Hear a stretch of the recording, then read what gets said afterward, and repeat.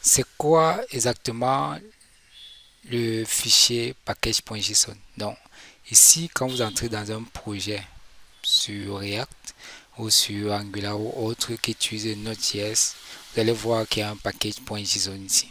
Et ce package.json ressemble à ceci. Là, vous pouvez voir, il y a name qui dit le nom de l'application qui peut être modifié. Actuellement, j'ai mis c'est my app. Ici, la version de l'application, donc du projet en question, ça peut changer à chaque fois qu'on déploie une application, on peut changer à ce niveau, définir une version. Ici, privé, vous dites c'est privé ou bien c'est public. Dépendance de l'application. Ici sont les dépendances de l'application propre. Quand on va déployer, quand on va partir en production, ces, ces applications, ces librairies seront installées lors du déploiement en production. Ici, script. Là, c'est pour définir les différents scripts propres à notre application. Comme j'ai montré ici, là, quand ça vient normalement avec, ça vient sans le point .dev. Et là, j'étais obligé de dupliquer pour mettre point .dev ici. Et ce qui faisait en sorte qu'on pouvait l'utiliser.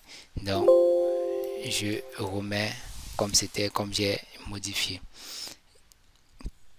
Ici, SSLint, ça c'est pour faire un certain nombre de tests au niveau de notre application, de voir vérifier si ça respecte en fonction des standards prédéfinis.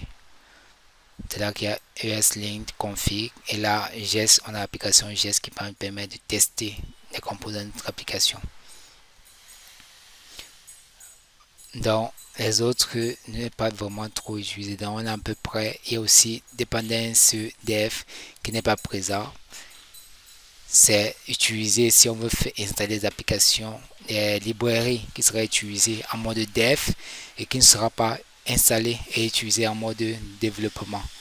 En mode production, autant pour moi, ce qui va faire en sorte de pouvoir développer notre application et alléger notre application quand ils sommes en production, ils soient plus allégés par rapport au développement qui peut être beaucoup plus conséquent au vu des applications qui vont nous permettre de tester notre application en mode développement.